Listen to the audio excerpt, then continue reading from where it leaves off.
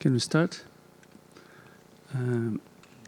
Well, thank you, Daniel and Escola das Artes and Nuno for the invitation to the exhibition next door and also to the seminar that is linked with the exhibition. It's very nice to be here again in Porto.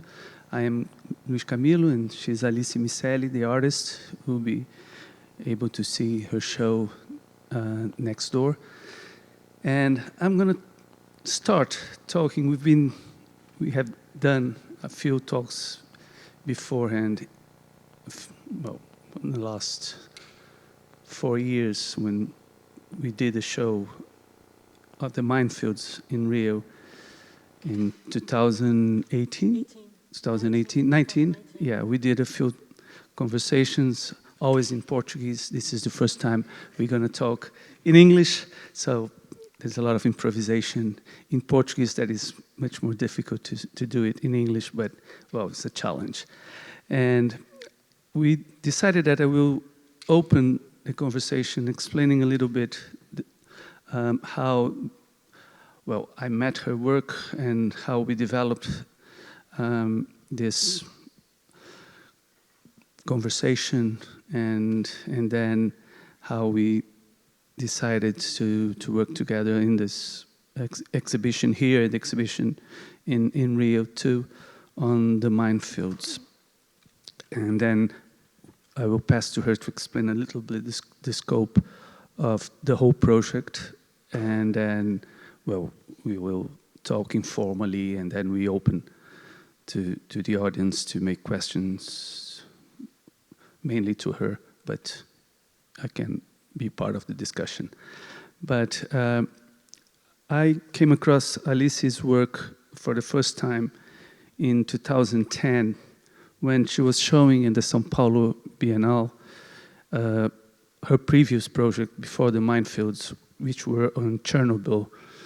And she stayed for a while in Chernobyl, and the whole question around the work was how to represent radioactive energy, and the whole challenge how to imprint this radioactive energy, the gamma radioactive energy.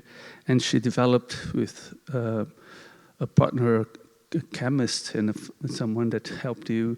Physicists in Brazil, and then medical doctors in Munich. In Munich, to how to produce this print of the radioactive energy.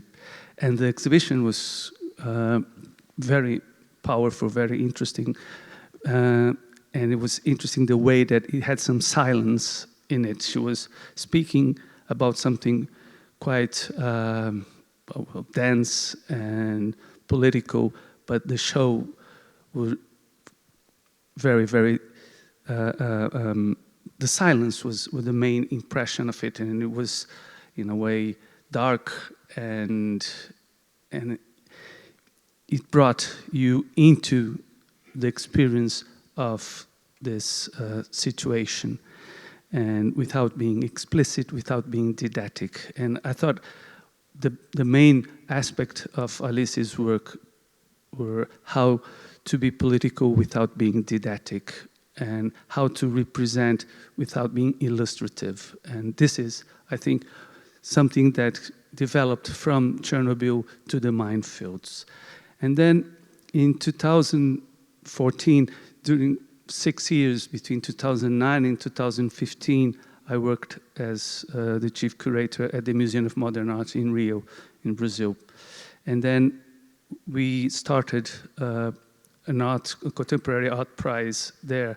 It was sponsored by a private art institute called PIPA, and we created the PIPA Art Prize. And then in 2014, she was one of the artists in the short list and exhibited 4 artists there, and she won the main prize with the first part of the minefield projects in Cambodia. And I was thrilled with the work. The work was really impressive. And then we started to talk about this work, and she had already done 3 parts of the the minefield, the two parts at that time?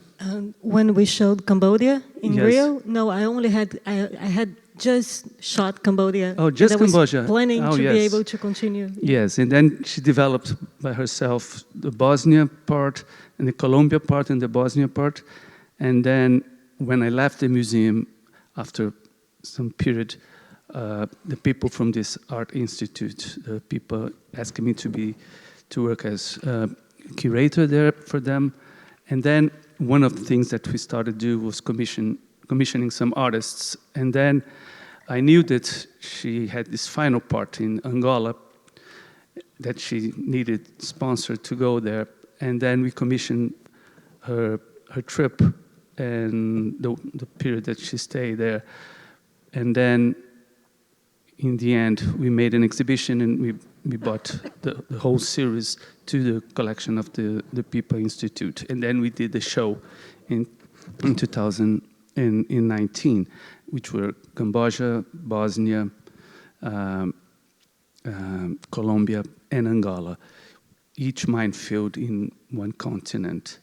And again, it's quite interesting how she deals with a very political situation without being didactic, and at the same time being very political in creating a procedure of working with these images that were part of the representation, part of the work. I can develop it later.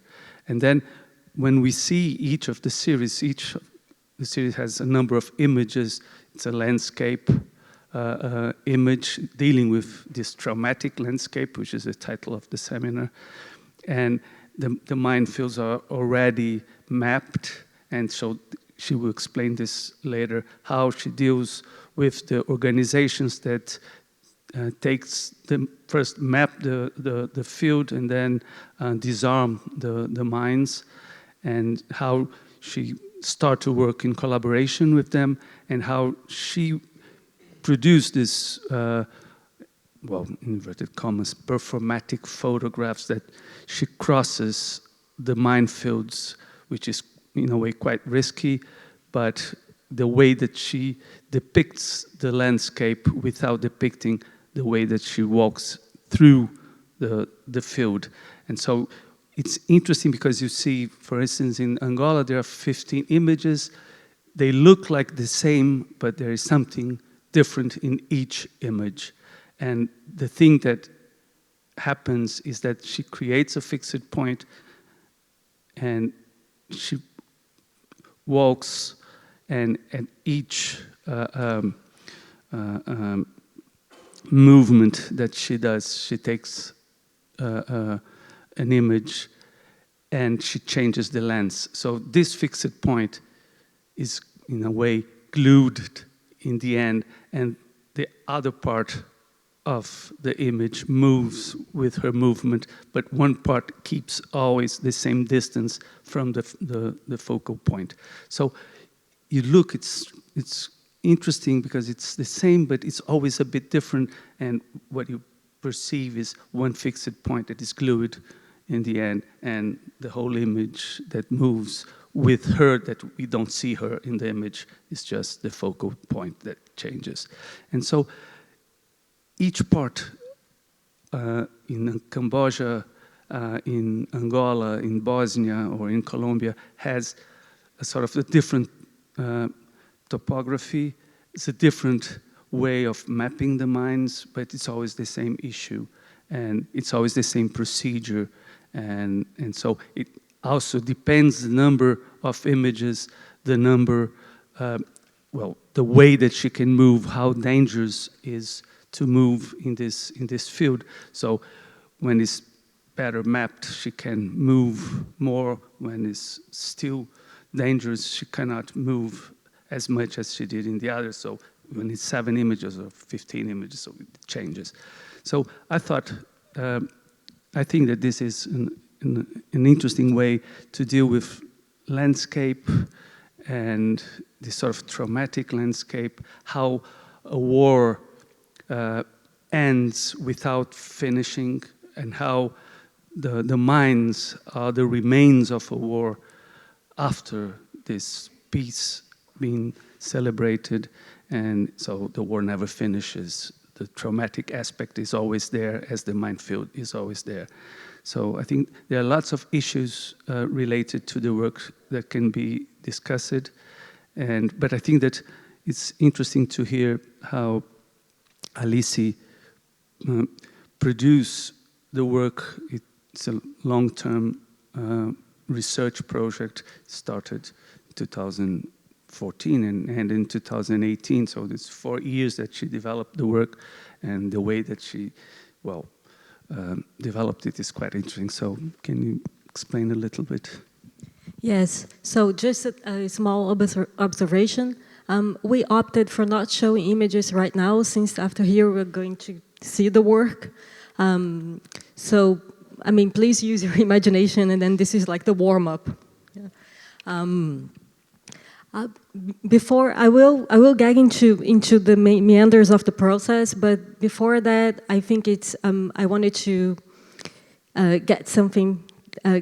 Continue from a point that Camilo made, which he mentioned my work in Chernobyl, which was another long-term project.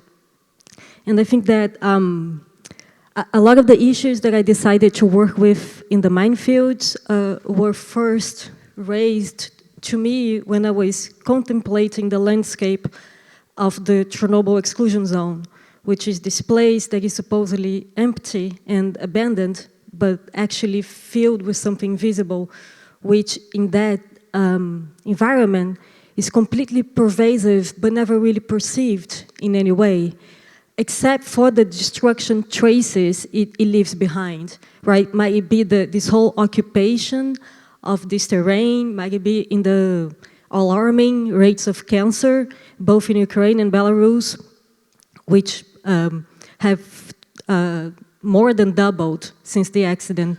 And both radioactive contamination of this kind and the use of weapons such as landmines, I mean anti-personnel landmines or anti-tank landmines or any other kind of explosives that might have this delayed detonation inscribed into them.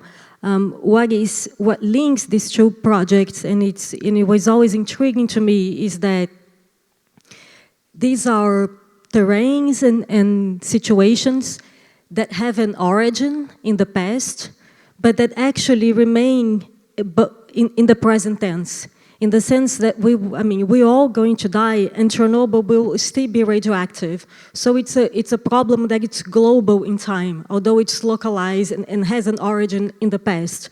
And in a similar way, the same applies to the use of minefields, in the sense that they and other explosives, remnants of war and conflict, that they might continue to claim whole patches of land.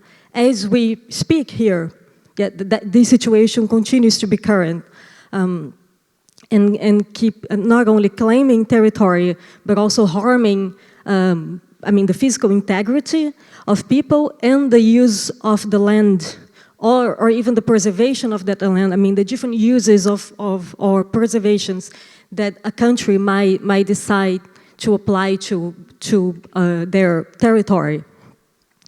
But in terms of the production process of it all, I wanted to look at since this is a global problem, I wanted to, unlike what I did in Chernobyl, which was really centered on the situation of the Chernobyl exclusion zone, although there are other radioactive patches on the surface of the Earth, and not only on the surface, right, in the case of radiation, but with the minefields, it being a global problem, I wanted to look at all different situations and contexts where this remain a very active problem. So in South America, that was Colombia. It's a consequence of the whole situation with the FARC and the drug trafficking. It was a very unusual minefield because it's up in the jungle, and then, of course, the FARCs, they were masters of the jungle. That's where they produced all of the drugs, and they would mine a lot of territory, of course, not around them, but around points that they were anticipating the army might use as safe ground. So the army was chasing them, and then, in Colombia, it was up there in a very rugged jungle topography. In Cambodia, that remains from the Khmer Rouge, from the Cambodian genocide. In Bosnia, it's a consequence of the war. The war in Yugoslavia, and then Angola. It's a consequence of the War of Independence, and plus decades of civil war, which ended not so long ago. These are obviously very difficult places to access, so it demands a lot of collaboration between myself and the whole different array of demining agencies. Demining, different kinds of organizations. Sometimes they are governmental, sometimes they are NGOs, who are carrying on this task of first mapping, finding the explosives, mapping them, and then either disarming them or detonating, but either way, trying to rid that land of these explosives. And in each one of these different places, I was always in collaboration with such agencies. And the point where I get to access the minefield, it's when it's being mapped.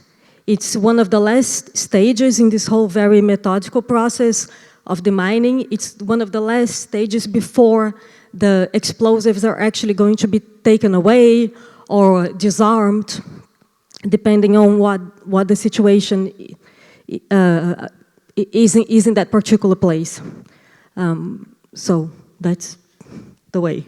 Yeah, and I just want to also to discuss one thing that I think is interesting to deal with this work is the relationship between, let's say, a documentary photography and artistic photography. I don't know if this is the best way to describe this sort of difference, but in the case of the Chernobyl, there were, I think, they were separated. There was a part of the work. There were more documentary in this in the zone of radioactive in Chernobyl, and also this challenge of creating a representation of this invisible radioactive energy,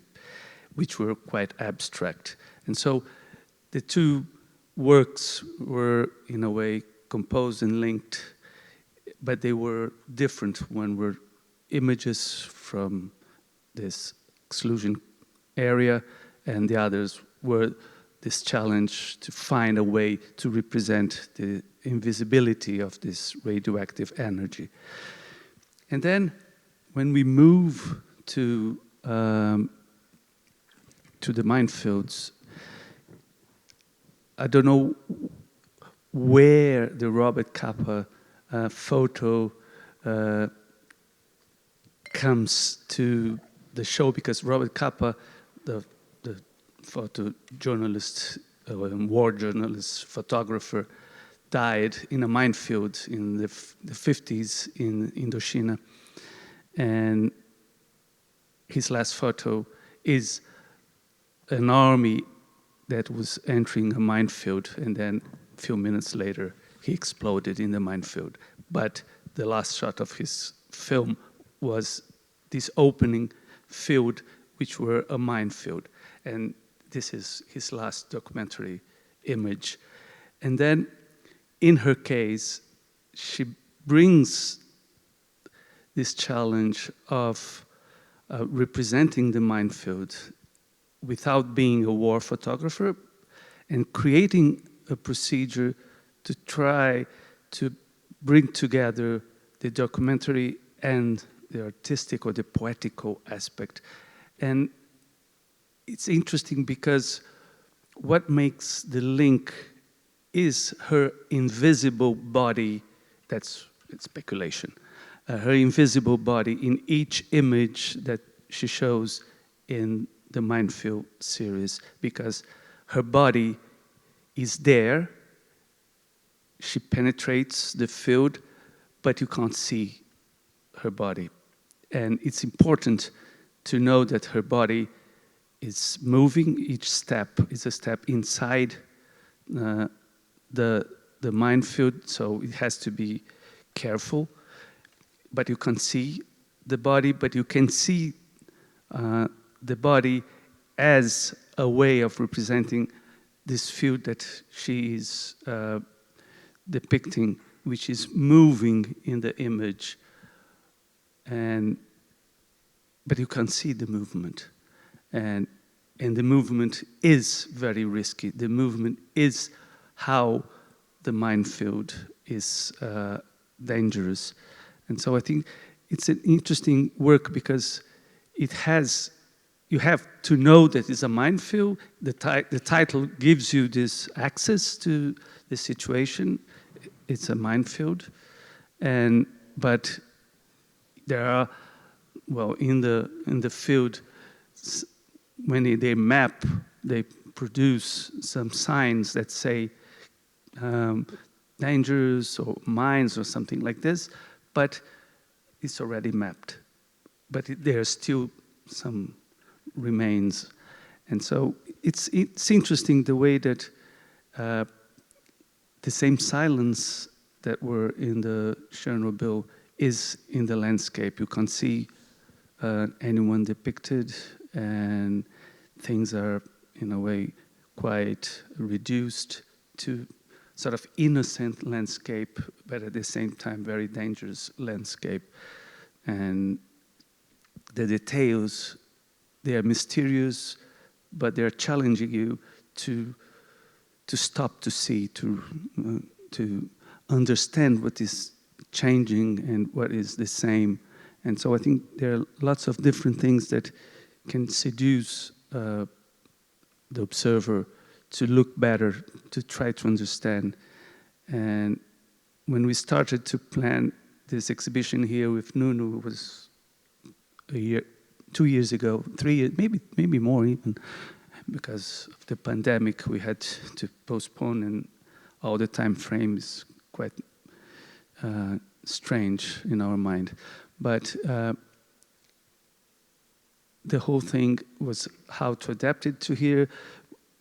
First of all, we thought of bringing the 4 parts, the 4 chapters of the minefields, but the space was not big enough.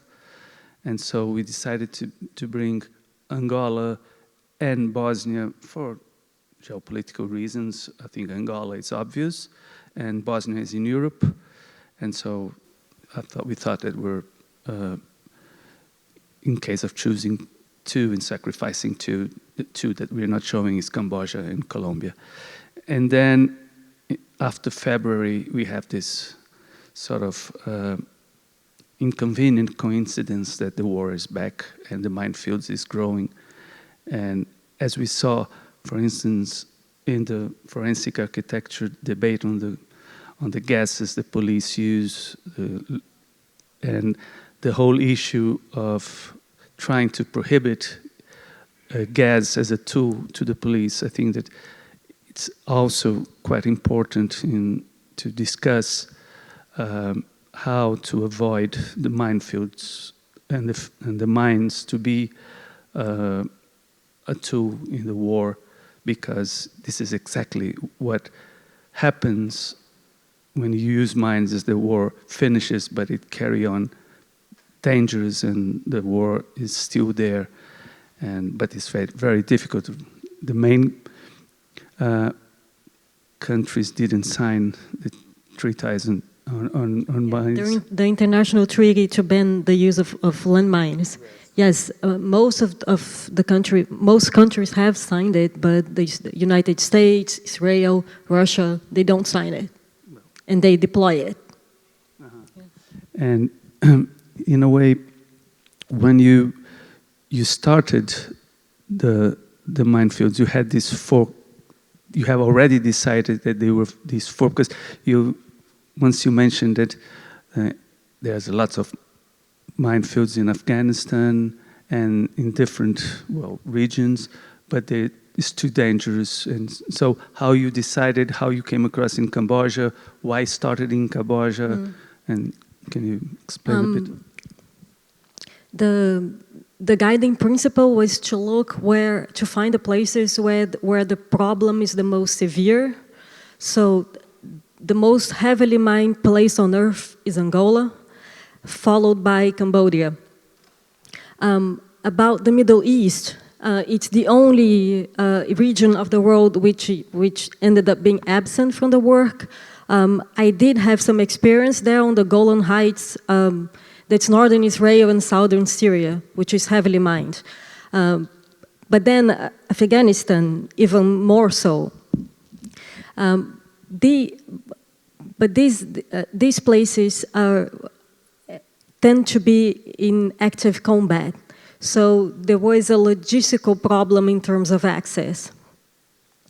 And not enough data in terms of being able to understand where the heaviest problem would be in this region. So it's the only region that has this problem, but it's not in the work. So the way to choose them followed this reason. In Europe, the heaviest, up to the war in Ukraine, and then now we're going to know that might change, but the heaviest contaminated place by explosives was Bosnia, and then in South America is Colombia. So, of course, there are many other different regions that also suffer with this problem, but these are the most heavily affected. And can you talk a bit about the relationship of Kappa's photograph and the minefields? When you started, you were already aware of the Kappa's work, and can you? So Robert Capa, I guess most people know him, Hungarian photographer. Although he was a funny character, and he used to lie a lot. He invented a lot of stories about his life. But anyway, he died very young. He was only 39, 40 years old. He's the founding father of the Magnum Agency, which is the most established photojournalistic agents there is nowadays.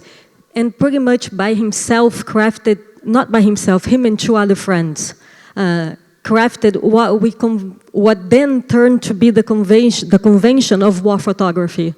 Because famously he used to say that if your pictures are not good enough, it's because you were not close enough.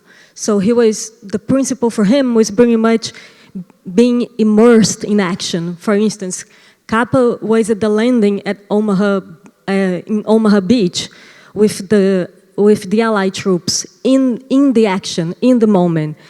That's an interesting. I'm not going to go on and on about Kappa, but it connects.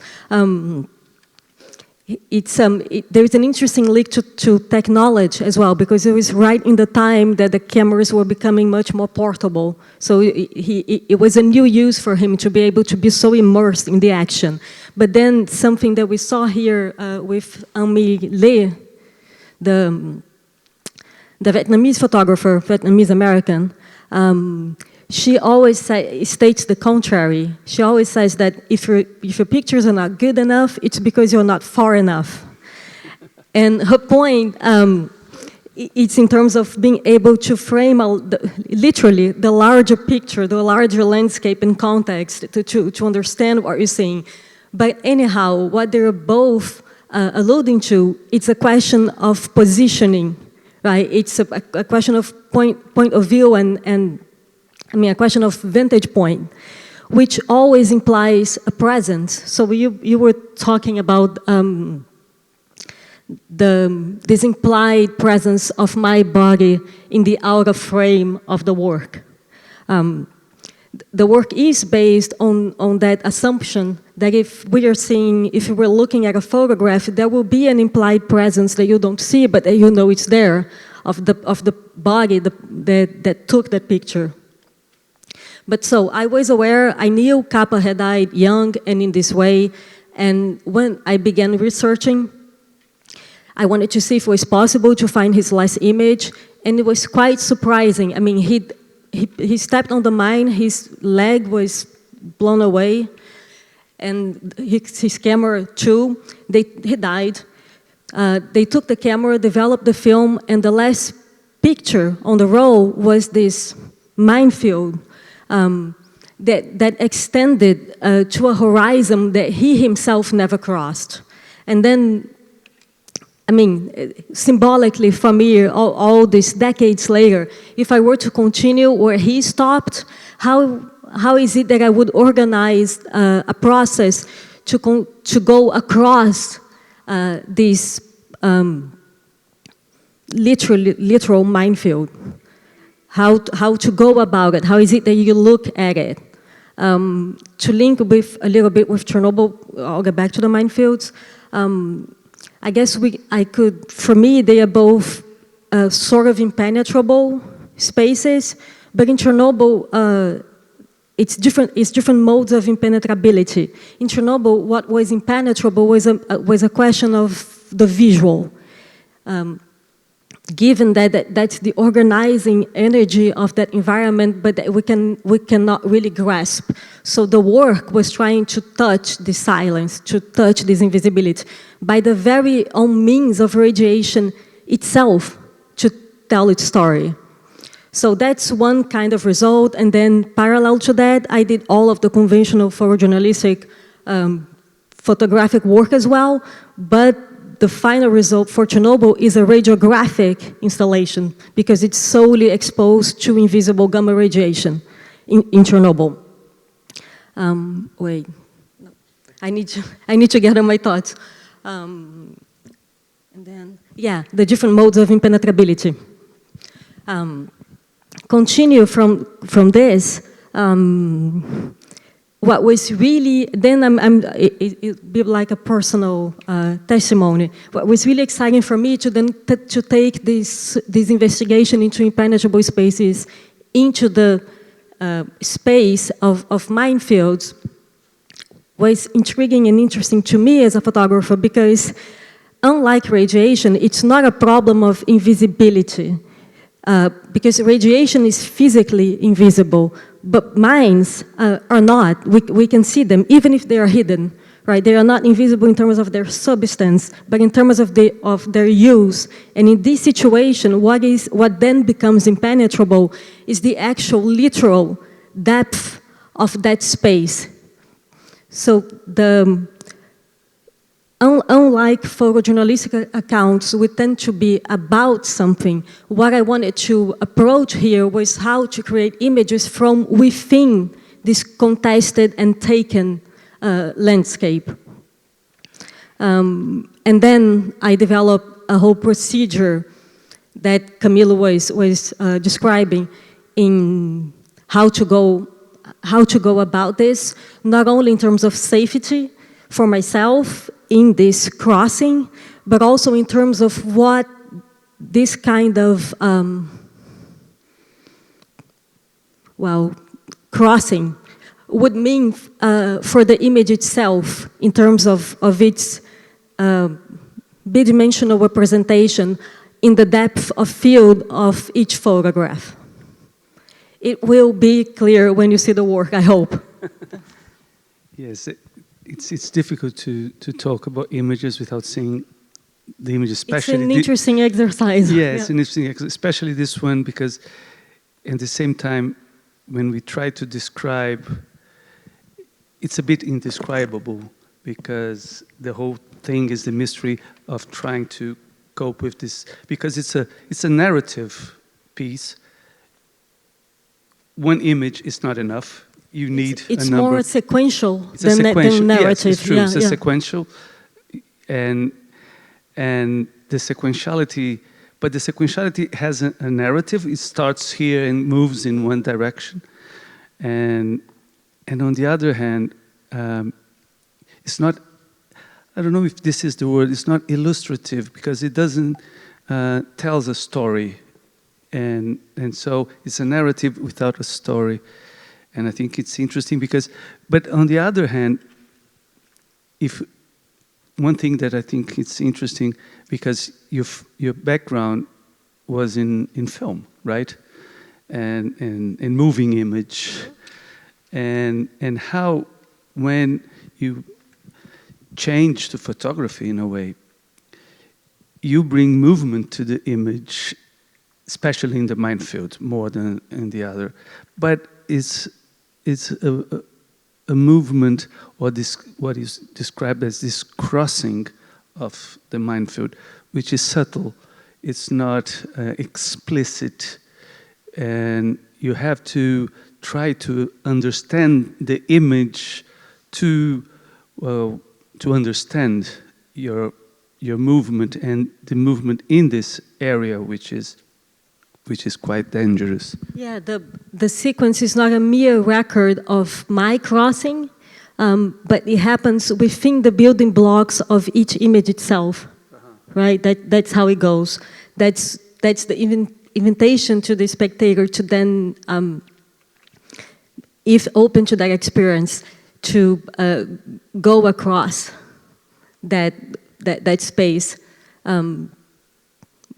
Not with me, because then I'm no longer there, but by themselves.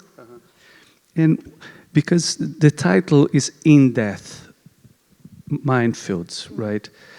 And it's interesting to discuss a little bit this idea of the in death, because there are two senses, because the mines, they are not in the surface, they are in death, and your movement crossing the field is also in death, in the field. And you're very explicit in keeping the word in death. Can you talk a little bit about this? So the title of the work is In Depth and then Minefields, especially because of that. I mean, it's looking at dealing with different kinds of depths, in the sense that there is the first layer of it, which is the depth that relates to the explosives. But then there is the most critical one, which is the literal depth of the field that is in front of me, which then will be represented in this bi-dimensional photograph that has that always fashions within itself a represented depth of field. So the work really is articulating these three kinds of depths about this, because I mean, what is implied in most general photographs, there is always a relationship between where a person stands, the kind of tool you have, what is it that you see, and how far or how close you are to that object. Right? Even if you were talking about prepackaged images that we take with iPhones, even if none of these principles are being activated, they are always there in photography, most of the time. What I did with this work was to get these elements, tie them together in this central constant element they were trying to describe, and then let all the rest evolve. So they might seem like conventional images, but they are not. They work in a different kind of way. So in that way, it's also an invitation to perhaps perceive things differently. I think we have an extra 15 minutes. Maybe we could open to questions from the audience or doubts. I know that it's quite difficult to have questions without seeing the show, but, well.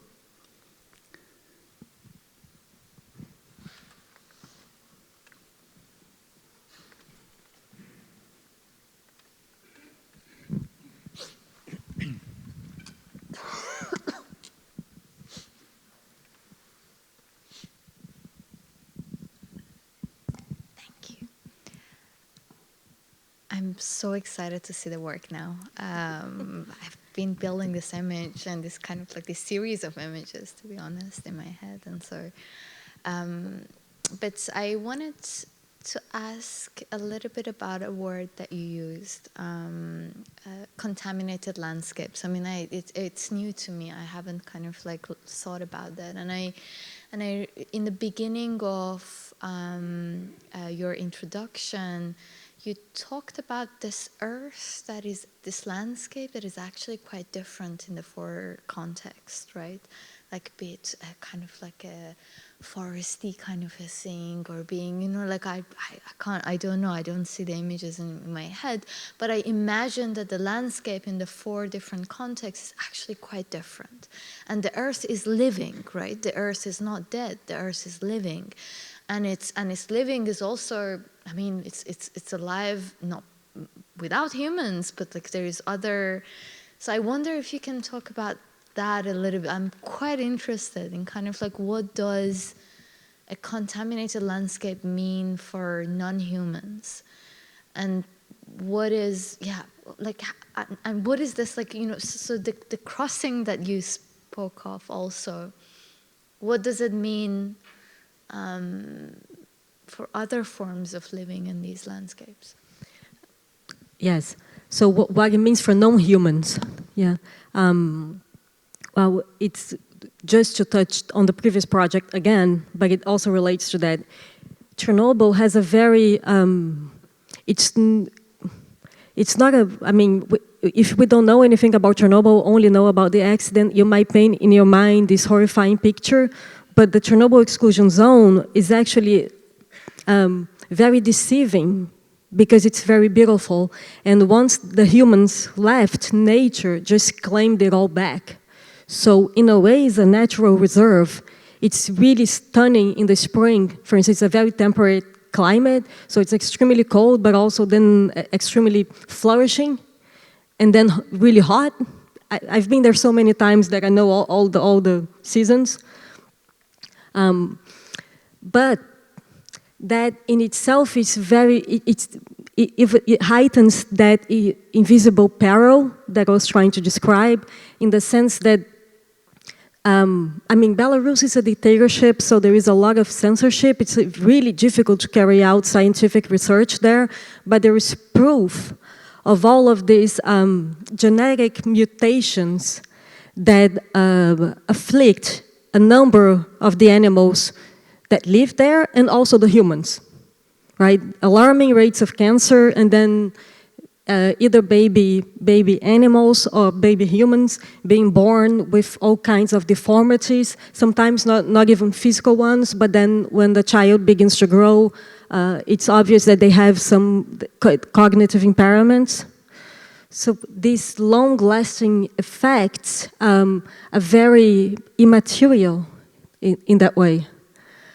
That's specifically tied to radiation.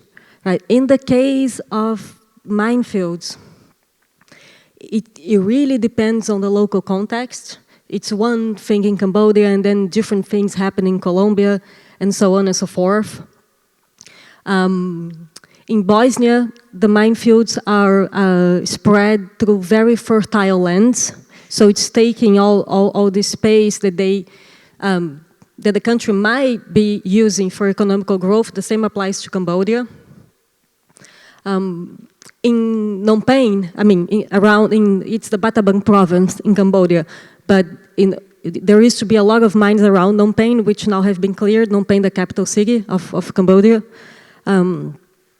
There was this incident where they cleared all the anti-personnel mines and opened it up and gave it back to be used by the country.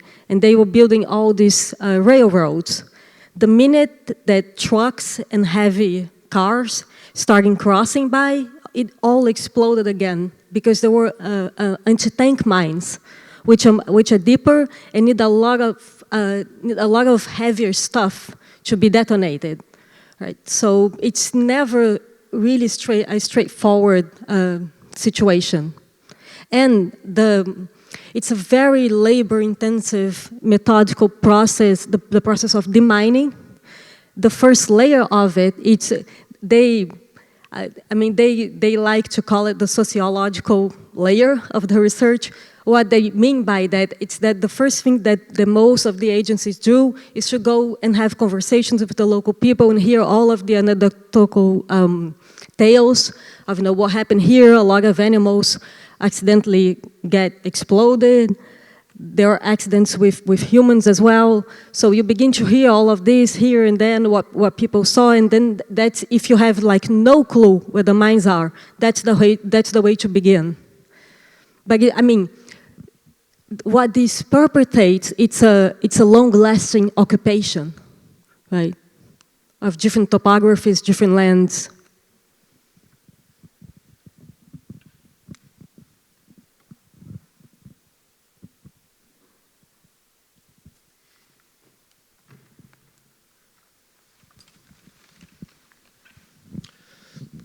I have not been lucky enough to see your work, face to face. So I'm very much looking forward, and also thank you for this very instructive exchange.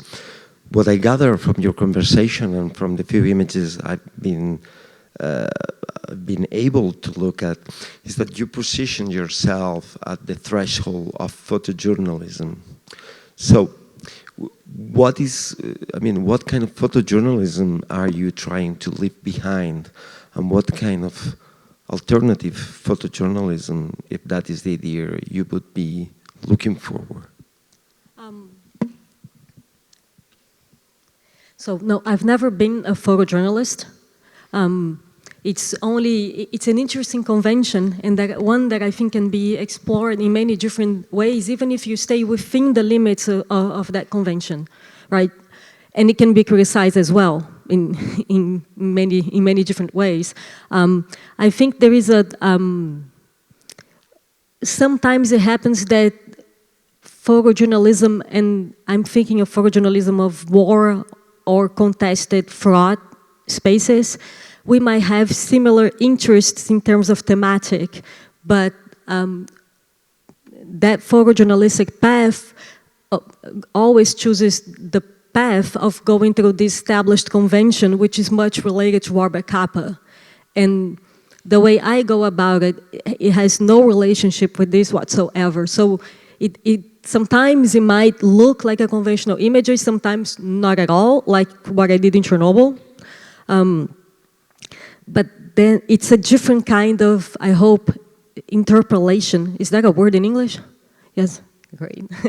Interpolation to the viewer to ask herself, what's happening here? How is it that we see, and how is it that one gets implicated in a situation such as these ones, right?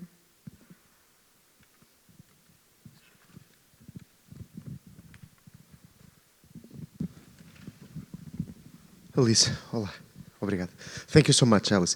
It's just a very, very quick question about your process, because I would like if you could elaborate a little bit more on how you get to these territories, because you cannot get to these places alone, how you collaborate with people that are disarming these minefields, and all the process, because for you as a photographer, it's a dangerous place. You don't find the minefields alone. How do you work with people that are there every day trying to clean those landscapes? When I started considering going to examine the space of minefields, I had Angola in mind. Also because I'm from Brazil, as probably you know by my accent, and then I mean that's extrinsical to the work. But I was really curious to get to know another former Portuguese colony, and other people who also speak Portuguese. But Angola seemed at first to be very tricky. And then prior to Chernobyl, I had done a different project in Cambodia, which was not about landscape at all, but it also dealt with a traumatic past. It was about an archive of images of people who were killed during the Khmer Rouge regime. And I had been to Cambodia, and I had all these contacts there. So I was aware of this whole effort of demining, but I wasn't really sure that was the way to go. But my contacts in Cambodia pointed me to that. So I got in touch with independent NGOs and also the governmental Cambodian body agency that does this kind of work, and ended up having access with them. It's a lot, then a lot of goes into pre-production, but at a certain point, I just need to go there because it's not like they're going to volunteer really detailed information about this kind of work for, over email, right? So then I get to the place and together with them, we look at what are the active minefields being researched or mapped at that moment, and then together with them, we make a decision, and then a plan to go walk across it. So you consider this kind of project as a collaborative project, as the methodology that Samir was speaking earlier, or not? No, it will be impossible to make without collaboration. The same applies to Chernobyl, like first with the physicists with whom I've developed all the technology, all the radiographic technology, and then that was the German, in Munich, a German medical NGO, which themselves had all the access to this really closed off space, the exclusion zone on the Belarusian side. Then again, I would not be able to enter. I never told them, I never told the Belarusian authorities what I was doing.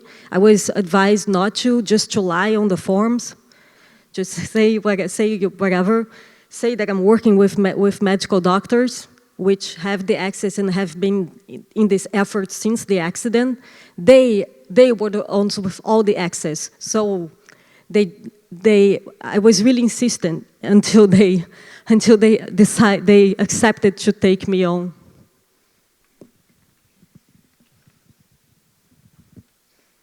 I just want to make a brief comment. A brief comment on what Carlos was saying on this relationship of the documentary and non-documentary photography, because I think that what is interesting in Alice's work is how to cope with an issue that is normally a documentary issue without being documentarian, without explaining what's going on. And so it challenges the viewer, and it's abstract, but you know what she's talking about, because she's talking about minefields, and she's talking about this sort of intervention in the landscape, dangerous intervention, war, geopolitical relations after the war. And so there are many aspects which are normally, food for documentary work, but she deconstructs the documentary procedure and creates a tricky way of bringing the viewer without explaining what's going on. And so there's a background which is documentary, but she deconstructs it completely. Thank you for the interesting talk. I have not seen the show yet, so perhaps this is a risky question, but I'm wondering how you decided about the medium that you would use in this project. Of course, the Robert Capa story is kind of illustrative about why you decided to use photography, but when you were talking about Chernobyl, for example, and this invisibility of the radiation, I was wondering if you were tempted to add other mediums, perhaps sonic elements, to what you were doing. So why photography was the tool that you chose to face this project? Well, in Chernobyl for me, I know. First, it's that I came from a movie industry background. I used to be an assistant director in the movie industry in France and then in Brazil. But I mean, it's that's a little bit of context, of background. But when I was working in films, I realized, of course I knew that, but then I truly realized that, that kind of preconceived notion of a feature film that tells a story in 1 hour and a half is one way of describing meaning or presence into images. But there are many others. And then it didn't interest me any longer to be stuck in this very hierarchical production style, to only then consider this kind of convention, even if it would be to try to enlarge the limits of what might be encompassed by it. So there's that. But my formative years in education were very much centered in considering images, in sequential images, and also animation. The interesting talk about animation here, it's funny that people don't consider film as an animation, right? Because that's what it is in terms of the cognitive and physical function of the whole thing. But then specifically Chernobyl, I'm aware that there are interesting sonic works made in there, but the most intriguing part for me at that moment was this problem of invisibility. So coming from this background myself, and then considering myself a photographer, then someone who thinks problems in terms of visuality, it seemed to be a very irresistible question to then try to ask, might it be possible to touch this invisibility, and in which way? Once I finished that, I wanted to continue looking, asking myself, what other kinds of impenetrable spaces are contemporary here to us on our planet? And then the minefields seem to me to be the logical next step.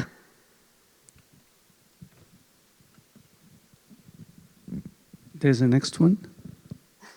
There's a next step. I'm considering questions in the Amazon. Good. I think we can go to the exhibition. People are curious. Thanks very much.